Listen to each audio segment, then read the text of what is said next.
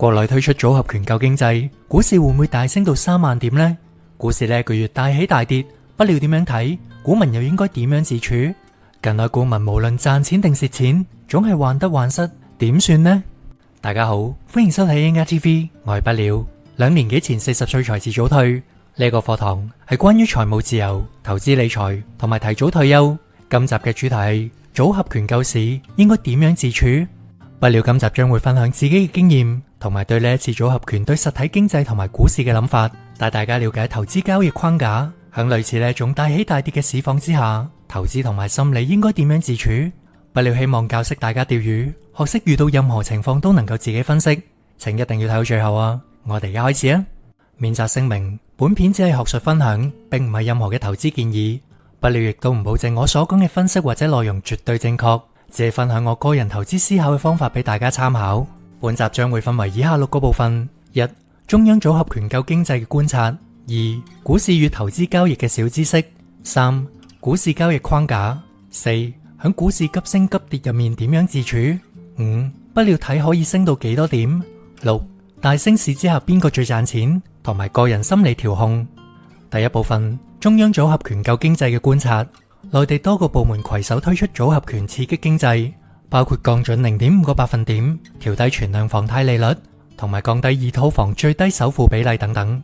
9月24日，人行宣布降準，港股同埋內地股市應聲大升，恒生指數由18,500點水平升到10月7日嘅23,200點水平，上升咗4,700點。到10月8號國慶假之後，國內股市重開，國家發改委舉行記者會，介紹一籃子嘅增量政策。但係就未見有重大嘅利好消息，股市喺2日之內曾經急跌接近3000點至20,200點水平。當記者問及發改委嘅官員有咩具體措施同埋金額規模嘅時候，官員答咗幾分鐘，只係重複講咗一啲大方向，但係就冇直接回應記者具體嘅金額規模同埋有啲咩實際嘅重大措施。到10月12號財政部嘅記者會，財政部對記者嘅回答亦都係類似嘅，亦都冇直接正面回應具體嘅金額規模。俾不了嘅感覺係，實際嘅政策仍然計劃緊，計劃講不上變化。不了諗翻起以前自己向中資公司翻工嘅經歷，老闆講一句，部門各自忙，各個部門各自工作，各自出拳，好多時候冇一個整體嘅大規劃，一齊達到老闆嘅目標。不了對組合拳對實體經濟嘅睇法係點樣？1. 組合拳能唔能夠解決內地樓市實際嘅問題？國內依家面對緊2個重要嘅大問題，房地產同埋地方債嘅問題。我俾網友嘅回應係，如果咁簡單就可以能夠解決，2年前一早出招已經解決咗啦，唔使等到今日。好似降準咁啊，由2022年開始至今已經降準6次，共2個百分點，並唔係組合拳第一次出現。再講降低首付比例至15%，呢類政策只能夠起一時嘅刺激，由於加大買家嘅槓桿，反而長遠會增加金融風險。究竟內房依家嘅底層問題係啲乜嘢呢？參考新聞。國家統計局原副局長賀亨早前表示，內地現時嘅房地產供應過剩，14億人可能住唔晒，並且建議房地產企業早轉型、早主動。住建部原副部長仇寶興亦都曾經表示，房屋空置率已經達到15%，有啲省份達到25%，甚至30%。簡而言之，就係供過於求，信心不足。信心不足係指由於經濟唔好，減薪裁員。啲人對自己嘅未來財政信心不足，另外房地產商欠債累累，啲人對房地產商係咪能夠交樓信心不足，仲有供過於求，買咗層樓都好難租出去，而且對未來嘅房價係咪上升信心不足，呢啲嘅問題唔係簡單一般降準或者降低首付就能夠解決嘅。 2. 對經濟同埋股市氣氛嘅影響，組合拳對低迷嘅經濟同埋股市氣氛絕對有利好刺激嘅作用，股市上升，成交創新高，不料睇到出街食飯嘅人都明顯多咗。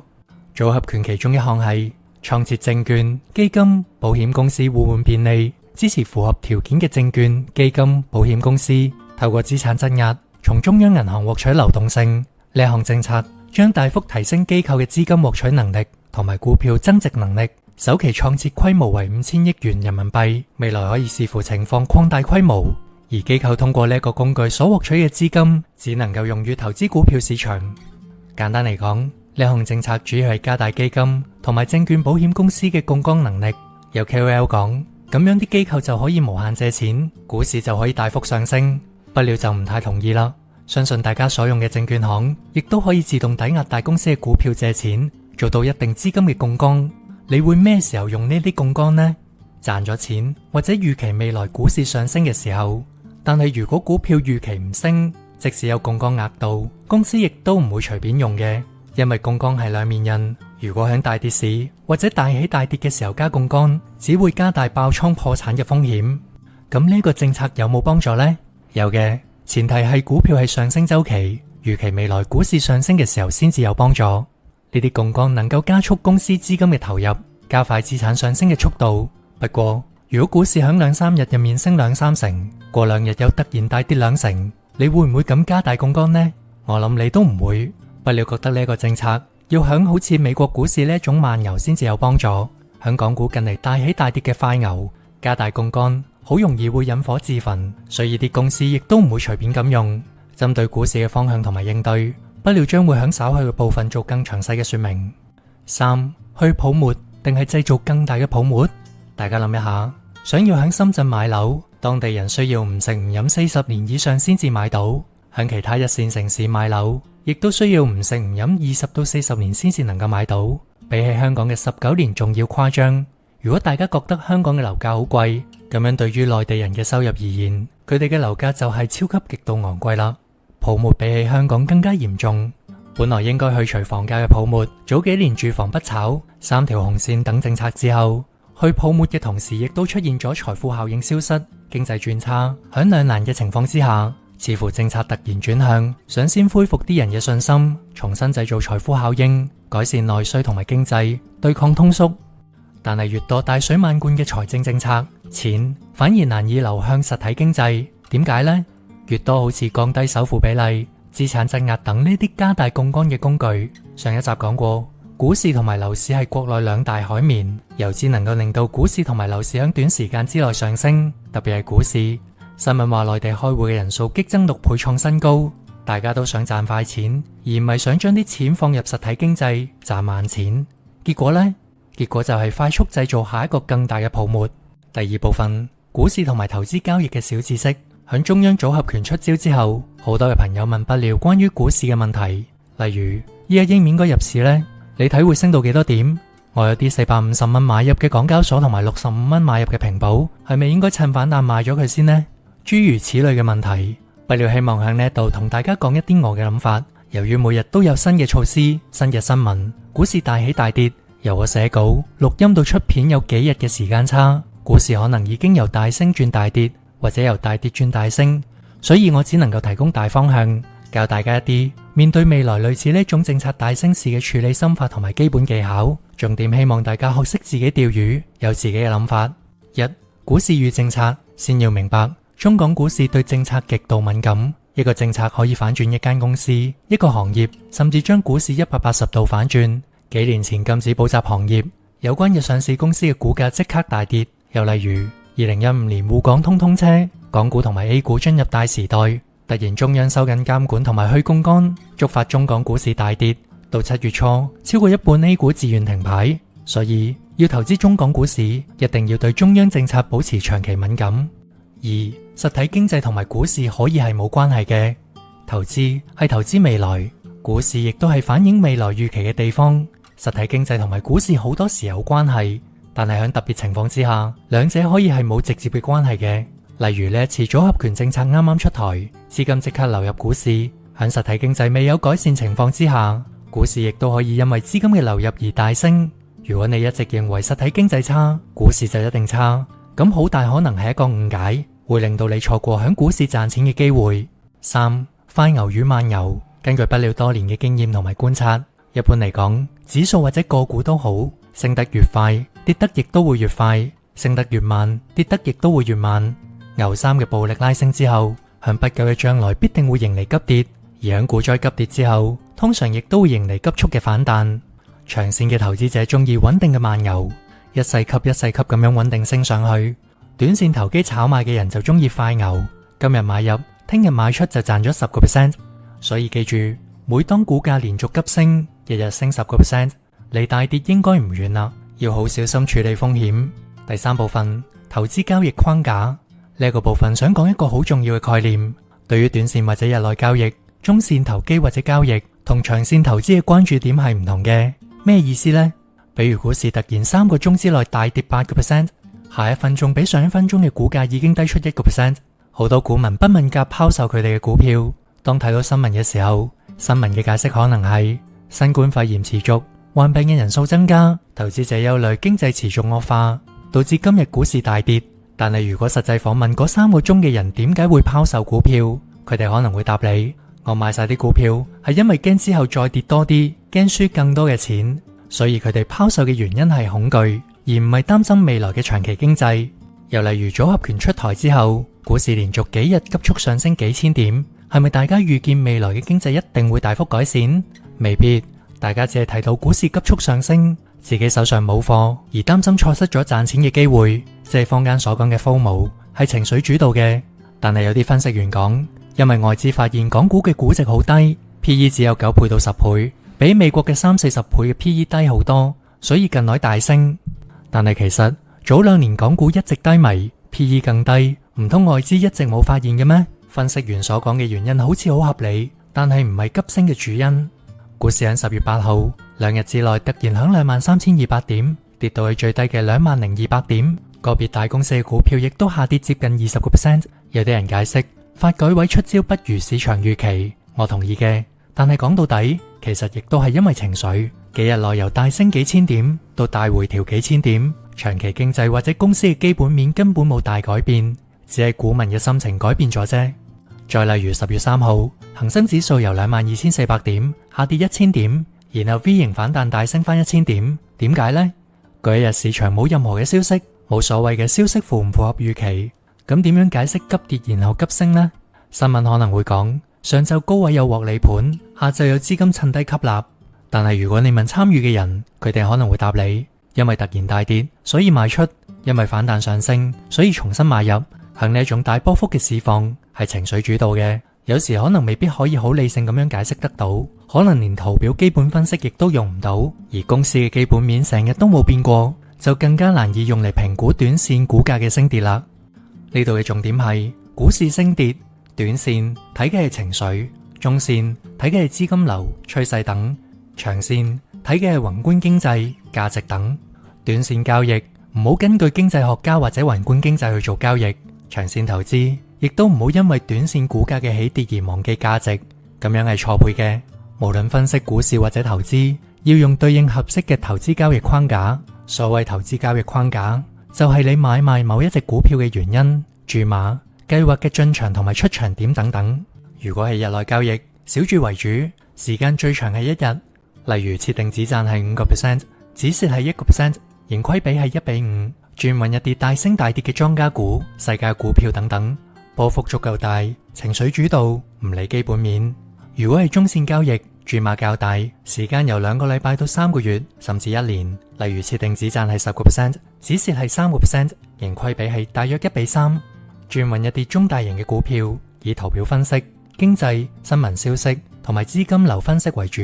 如果係長線投資，注碼更大，時間以年為單位，以公司嘅價值同埋盈利為主要考慮，心態上係成為公司股東嘅一份子，以適合嘅折讓價格買入之後，除非公司嘅基本面出現重大嘅改變，否則唔設止賺止蝕，以長遠經濟、政策同埋公司嘅基本面分析為主。順便一提，喺交易框架入面有一個不可能嘅三角，就係勝率、頻率同埋盈虧比，三者唔可能同時係高數值。例如盈虧比1:2比較低，可能會經常出現，一日可能會發生好多次；而盈虧比1:10嘅交易，由於盈虧比比較高，勝率同埋頻率就會變低。呢一類賺好多錢嘅交易，可能係1個月或者幾個月先至可以出現一次。由財務自由嘅角度嚟講，短線交易能夠快速賺小錢，除非技術爐火純青，否則好難穩定地賺到大錢達至財務自由。長線投資起初嘅資金可能比較細，難以發揮，但係到資金達到一定嘅水平之後，運用複利效應，比起短線交易更容易達至財務自由。大部分嘅人唔能夠賺超過自己能力圈範圍嘅錢，每個人各有專長，各自賺自己框架以內嘅錢。長線投資嘅人唔好用長線投資框架去賺取短線嘅錢，同樣短線交易嘅人都唔好用短線交易嘅框架去賺中線或者長線嘅錢，因為出入摩擦成本太高，好容易會輸得一敗塗地。不料經歷過多次嘅牛熊市，長中短線我都識，短線交易我都可以賺到一啲細錢，但係就遠不如我認識專攻短線交易嘅朋友，佢哋勇敢、技術高超同埋敏捷。而長線投資，我自問亦都不如有啲人咁有耐性，股價大跌30%嘅時候都面不改容。不料自問自己嘅中線交易處理得比較好，強項唔係每次股市大升都能夠大賺，但係勝在每次股災都能夠避開，經歷多次股災完好無損，做到股神巴菲特嘅第一條規則，唔好輸錢。所以大家一定要了解自己嘅性格，揾出適合自己嘅交易框架。當交易機會走入你嘅交易框架嘅時候就做交易，其他時間就算大升大跌都同你無關。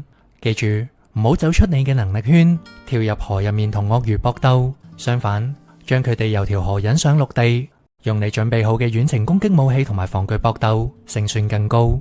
不料多年喺股市入面嘅經驗係，如果內心唔穩定，俾市場嘅情緒帶住走，就會輸多贏少；如果內心堅定，對投資嘅價值同埋目標價格非常清晰，堅定不移，唔會俾市場嘅情緒帶住走，就會贏多輸少。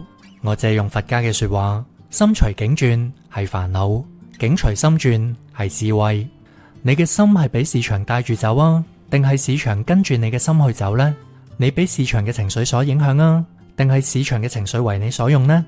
如果冇交易框架，當然亦都可以賺錢，我稱之為運氣。但係搞唔明白點解自己可以賺錢，冇一個可持續嘅策略或者模式，最後好容易冤枉嚟瘟疫去。不料交易框架例子分享同埋重點。不料喺上一集講過，喺銀行宣布降準嘅第一日，我用資金流嘅思維買入咗一隻中資股票，打算持貨1-2個禮拜，只賺係15%，止蝕係2%，盈虧比係1比7.5。呢隻股票第二日一度升上係15%，我趕唔切及時沽貨，向佢急速回調到12% 嘅時候，先至止賺離場。但係幾日之後，呢隻股票比起我賣出嘅價格再升多2成。不料有冇後悔到呢？呢度有一個重點要分享，就係要按你嘅交易框架交易，唔好隨便改變。所謂交易框架，就係你自己定義嘅能力圈，着重嘅係可重複性。套用呢一個框架，能夠令自己賺到類似情況嘅錢，向框架之外就同自己完全無關啦。呢隻股票之後雖然升多20%，但係都同我無關，冇需要因為賺少咗好多而後悔。因為呢一個交易框架本身嘅設定係按過往嘅經驗，用比較合適嘅盈虧比嚟設定嘅。比如過往經驗，急升加上裂口高開，回調嘅機會好高，沽出係一個合理嘅行動。超出呢個框架就只係意外，同我無關。但係假如因為呢一次意外而後悔，改變框架，改成為30% 止蝕，盈虧比變成1比15，未來投資類似事件 N 次之後嘅結果，可能係10次有9次止蝕離場。有幾次曾經上過15%，但係冇上過30%，最後見財化水。記住，交易框架係自己嘅能力圈，賺自己能力範圍以內嘅錢，着重嘅係賺錢嘅可重複性，而唔係賺盡每次市場上升嘅錢。如果喺交易嘅過程入面隨意改變交易框架，俾你因為一次僥倖賺到錢，往後交易隨意改變，應該止蝕嘅時候拖延止蝕，短炒變長揸，好容易會變成一個災難。第4部分，喺股市急升急跌入面如何自處？要回答依家係咪應該入貨，或者係咪應該趁大升嘅時候出貨等等嘅問題。大家一定要先問自己，你係做緊投資啊，定係投機？你嘅交易框架係啲乜嘢呢？一般嚟講，投資者低買高賣，賺嘅係價值回歸或者公司成長嘅錢，係耐性嘅錢。好似股神巴菲特着重安全邊際，就係股票價值同埋股票價格嘅差距。例如估算某一隻股票依家或者2年後嘅價值係100蚊，而現價只有30蚊，就有70蚊嘅安全邊際啦。而投機者唔似投資者，佢哋願意以高價買，更高價賣，賺嘅係眼光、勇氣、時機嘅錢。例如某一隻股票雖然價值係100蚊，而價格係150蚊，高出咗50蚊，但係只要未來有人願意用200蚊甚至300蚊更高位接貨，投機者就會買入。投機大師索羅斯有句名言：識別泡沫，參與泡沫，然後喺泡沫破裂之前離開泡沫。咁你係響度投資啊，定係投機呢？以下講4種情況：投資或者投機，有貨或者冇貨。第一，投資但係冇貨。如果係投資，明白我啱啱所講嘅，應該響早2年前股市低迷嘅時候買入，而唔係響依家股市大升3成或者5成嘅時候買入。響短線大升嘅時候買入，就要承受短線大幅回調嘅風險。例如10月8號到9號，響23,200點回調3000點，好多大公司嘅股票亦都回調2成。就算係長線投資，你可唔可以承受得到呢？重點係你做咗幾多功課研究，點樣估值呢一間公司？投資嘅話，不料自己就唔會響呢個短線嘅高位買入，等待回調先至會考慮。2. 投資而且有貨。咁如果你係投資持有某一隻股票，應唔應該賣出，再等低位先至買翻呢？如果投資嘅前提係公司嘅盈利或者價值，而基本嘅因素冇大變，因為股價短線急升而賣出，想嘗試捕捉短線波幅嘅利潤，呢個舉動就變得有啲投機啦。好多人口中嘅投資，其實係投機甚至係賭博。投資你就係公司嘅合夥人，同公司成長。假如你投資嘅目的係為咗收取公司每年派發8厘嘅股息，而依家冇大變，咁就唔使出入入啦。 3. 投機而且有貨。咁樣如果我係投機又點樣呢？如果我已經低位買咗貨，或者幾年之前有啲蟹貨呢？面對呢一種幾日大升幾成嘅情況，俾我嘅話，一定會先趁急升減持出貨，等回調到有利潤空間嘅時候再買入。唔同交易策略有唔同判斷出入市嘅方法。一般嚟講，有人用固定止賺止蝕點嚟操作，亦都有人用移動止賺止蝕點，即係推止賺嚟操作。最簡單嘅方法係用5天或者20小時線嚟做支持，穿咗就沽出，或者至少持倉減半。仲有好多其他嘅方法，例如用支持阻力區間嚟判斷，亦都有人會響裂口上升，或者響消耗性上升嘅時候分段減持。有啲人會響股價遠離5天線某一個百分比嘅時候趁高位減持，或者用其他指標。唔同嘅方法都有人用，但係必須記住，賣仔莫摸頭。你需要接受自己冇可能響最高位嘅時候沽出，響沽出之後，股價高於你沽出嘅價錢，唔需要後悔，因為你已經做咗當下最好嘅決定。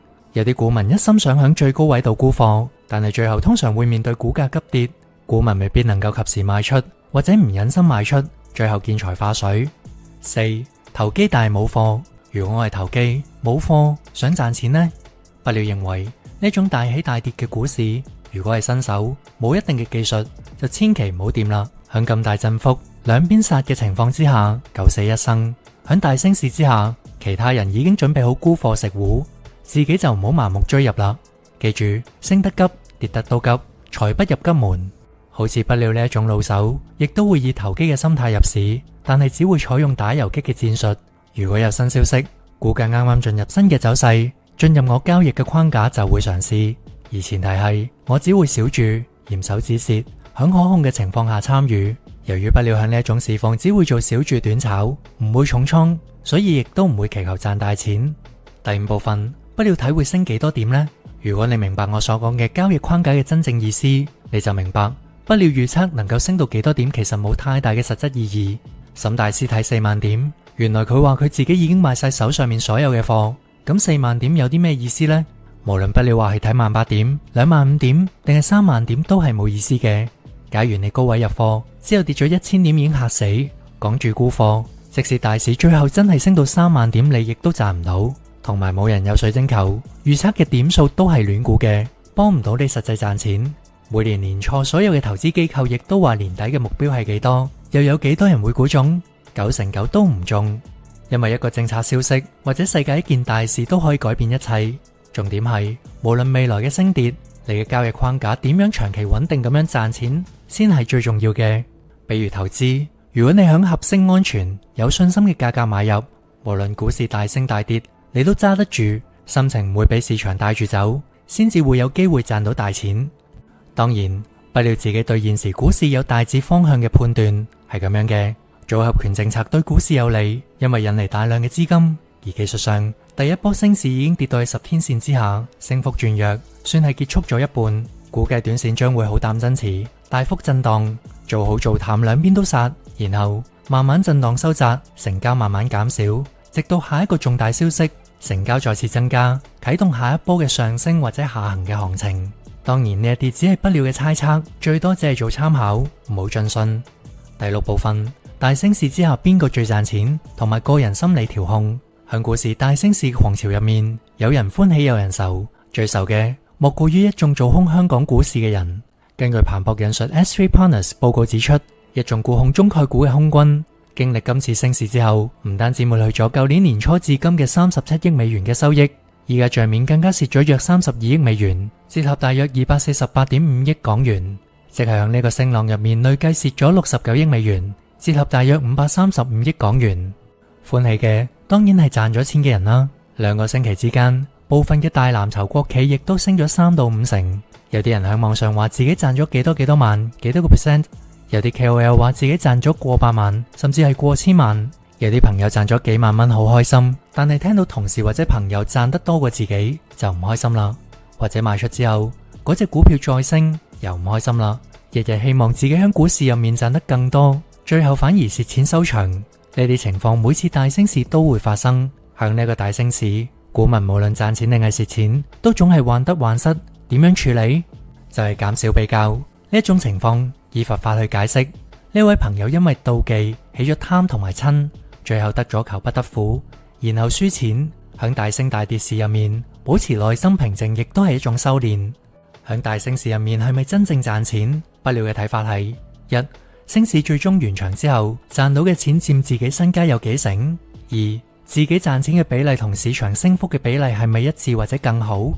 例如有人話升市嘅時候自己賺過百萬甚至千萬，最後響大起大跌之後，仲係咪能夠保持勝果呢？巴菲特有一句名言：退潮嘅時候先至知道邊個冇着褲游水。特別係如果嗰個人用嘅係短線工具，例如期貨、期權、窩輪、牛熊證等，可能響回調嘅大跌市入面，佢嘅利潤已經轉爛成空，只係佢哋響蝕錢嘅時候冇話俾你聽啫。假設真係有人用10萬蚊買咗牛熊證，短時間賺咗10倍，即係100萬。呢個人有幾多身家先至會買10萬蚊嘅牛熊證呢？可能係1000萬。咁樣，即使係賺到100萬，其實只係身家嘅10%。如果市場上升咗3成、5成，自己賺咗1成，跑輸大市，有啲咩可以值得炫耀嘅呢？以不了為例，我絕大部分嘅錢仍然放喺定期存款，響股票戶口只有好少錢。雖然話股票戶口嘅錢短時間賺咗10幾個%，但係賺到嘅錢對我嘅身家其實係不值一提嘅。有啲朋友賺咗幾十萬，但係原來佢早2年蝕咗200萬。你睇到人哋好似賺咗好多錢，但係其實佢哋都未返到家鄉。所以減少比較，冇必要去妒忌其他人。所以真正賺錢係要對人生有重大改變先至有用，唔係嗰啲用細注幾日賺幾倍甚至幾十倍嘅炒家，而係之前低位大注買入嘅長線投資者。記住，投資係個人嘅遊戲，同人比較無助於成功，反而影響心情。一來，你睇到人哋賺到好多錢，好多時都唔係完全嘅實相；二嚟，即使係真，每個人嘅性格同所用嘅方法都唔同，各有前因莫羨人。不料響第29集分享過，導致投資錯誤嘅7種心態：貪婪、恐懼、將質疑拋諸腦後、從眾嘅傾向、妒忌、自負同埋投降心態。我哋必須盡量避開，專心做好自己嘅投資，賺自己能力圈要賺嘅錢就可以啦。希望今集嘅分享能夠帶大家了解不了係點樣睇一個政策，點樣運用交易框架，響大升市入面處理投資同埋交易，睇穿其他人炫耀嘅幻象，放低無謂嘅比較，保持內心平靜。感謝你睇到最後，希望各位有所得着。唔想錯過 Anchor TV 未來精彩有用嘅影片，請記住訂閱、訂閱、訂閱。希望你能夠分享俾你身邊嘅朋友，咁就能夠幫到更多嘅人。有興趣嘅話，可以由第一集開始收睇所有嘅影片，全部精彩。今集就到呢度，記住俾個 like、留言同埋訂閱我嘅頻道啊！下次見。